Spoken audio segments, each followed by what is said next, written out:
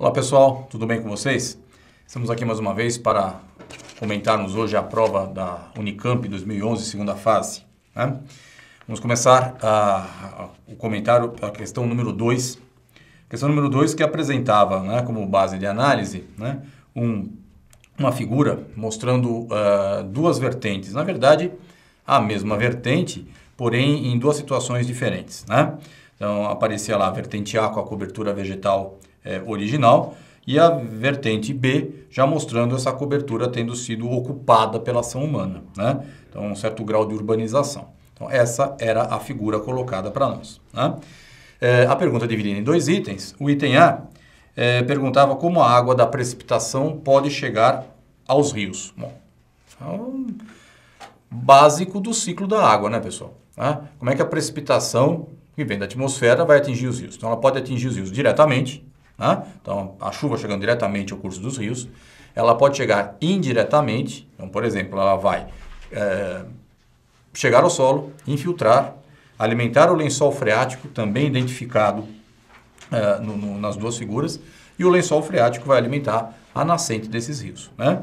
E a outra parte é a água que passa pela cobertura vegetal, que não fica retida nela, que chega ao solo e que escoa superficialmente. Então, diretamente a chuva no rio e indiretamente chegando à superfície, escoando superficialmente ou infiltrando, atingindo o lençol freático e chegando até a nascente do rio. Ok? Na alternativa B, no item B, fala da vertente B, que é a vertente que já apresenta uma área densamente urbanizada, como está indicada na própria pergunta. Ele pede para que a gente diga que alterações na dinâmica da água serão observadas na vertente e no rio. Olha, a partir do momento que há urbanização, você tira a cobertura vegetal. Ao tirar a cobertura vegetal, você aumenta a quantidade de água que chega até a superfície. Porém, essa superfície ela está impermeabilizada pelo concreto, pelo asfalto, pela pavimentação das ruas, das calçadas. Então, chega mais água na superfície, porém, ela infiltra menos, há uma impermeabilização dos solos.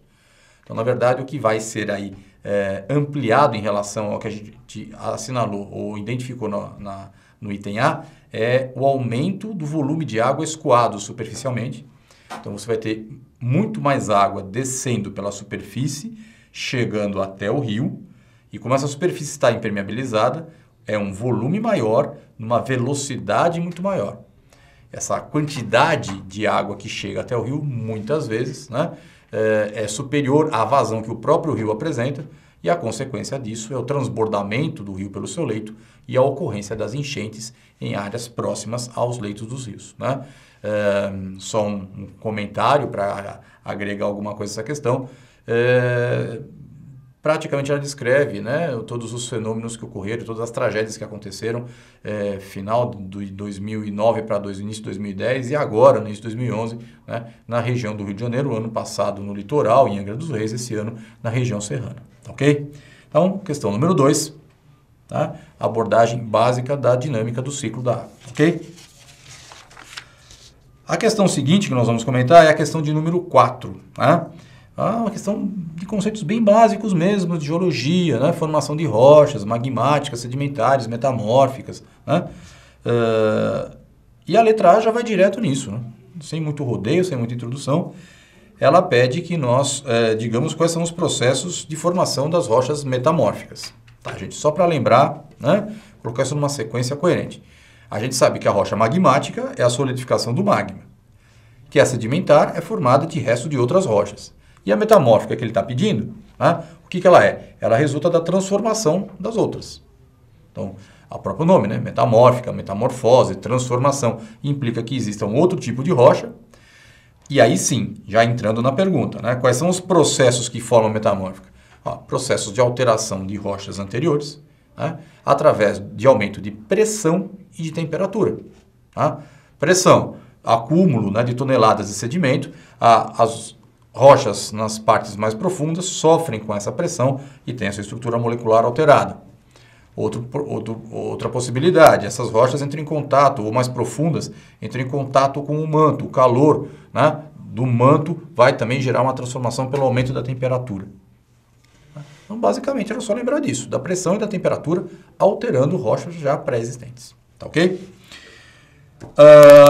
A alternativa B já passava para uma outra abordagem, né? Especificava a região sul do Brasil, lembrava que nessa região ocorre a produção de carvão mineral no país, né? Todos nós sabemos, é uma produção de um carvão de baixa qualidade, que é extraído de rochas sedimentares do período carbonífero. Bom, até aí ele está descrevendo o processo e localizando a região.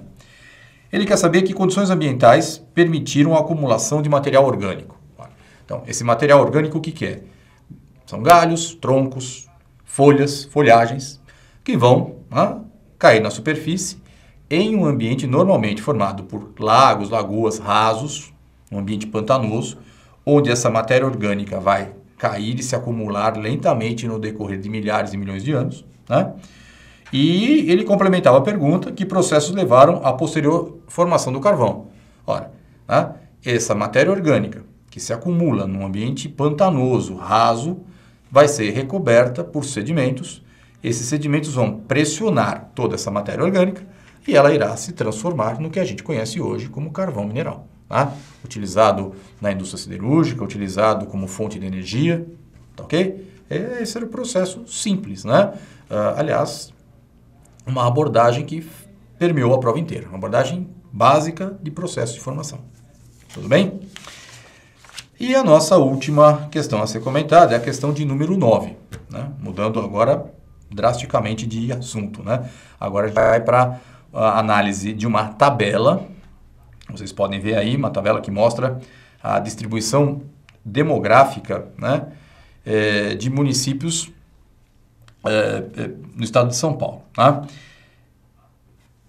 Aquilo que a gente sempre costuma dizer, antes de você olhar e tentar entender e pegar todas as informações de uma tabela, veja primeiro a pergunta. Tá? Muitas das informações contidas nessa tabela, de repente, não fazem parte das abordagens. Então, com calma. Né? Dê uma passada de olho, ver o que ele mostra e tal, mas o que seria importante fazer era dividir, né, o que é ano de 1970 e o que é ano de ano 2000. Fatalmente, ele vai pedir uma comparação desses dois períodos. Né? Então, na alternativa A, ele fala o seguinte, né, que na tabela só tem um município com 2 milhões de habitantes, que é o município de São Paulo. Seja em 1970 ou em 2000, é o único município nesse nível de população.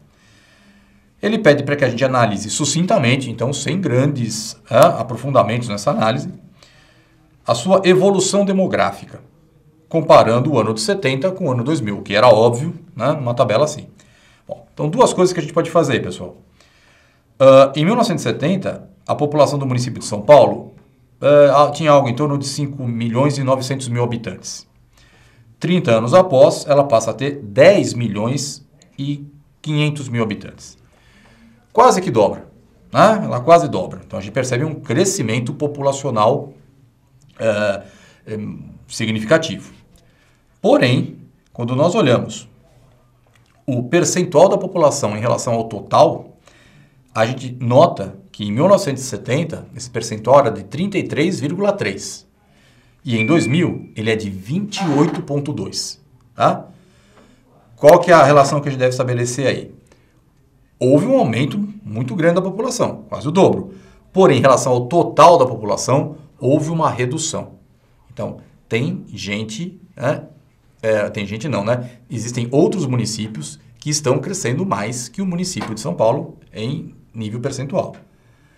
Quando a gente olha o item B, nós vamos dar de cara com essa abordagem, né? Ele pede para que a gente olhe agora para duas faixas, né? Para os municípios entre 100 e 500 mil habitantes. Tá? A gente tem lá na tabela de 100 a 250 e de 250 a 500 mil. Ele pede para que a gente olhe as duas juntas. Tá? Ele ainda fala as duas classes de tamanho. E pede quais são os fatores causadores do crescimento expressivo do número dessas cidades. Então, peraí. Cidades com até 500 mil habitantes, por volta disso, cidades médias. O que a gente sabe das cidades médias? Um processo que vem ocorrendo já desde o final do século XX, que vai se estendendo para esse início do século XXI. O crescimento populacional das cidades médias. Provocado por o quê mesmo? Né? Indústria que vai fugindo do centro da grande metrópole e vai se instalando nessas cidades que oferecem melhores condições para a própria atividade industrial. e, consequentemente, atraem a população. Tá? Então, fechando na pergunta, quais os principais fatores desse crescimento? Tá? É a dispersão industrial, esses municípios atraindo empresas para suas localidades e a população indo atrás, se deslocando agora para essas cidades que passam a atrair mais do que o município de São Paulo. Tá? Então, São Paulo ainda é o maior, mas o ritmo de crescimento, né, foi maior nesses municípios na faixa entre 100 e 500 mil nas cidades médias. Tá? Outro fator bem destacado porque já há alguns anos, há algumas décadas, esse fenômeno foi identificado e vem se acentuando a cada ano. Tá ok, pessoal? Mais uma vez, a prova trabalhou questões dentro do programa do ensino médio, questões trabalhadas em sala de aula, né, sem a necessidade de um aprofundamento muito grande, e acho que vocês tiveram todas as condições de realizar uma prova, né, dentro do que os examinadores da Unicamp estavam esperando. Tá ok, pessoal? Boa sorte para vocês e até mais.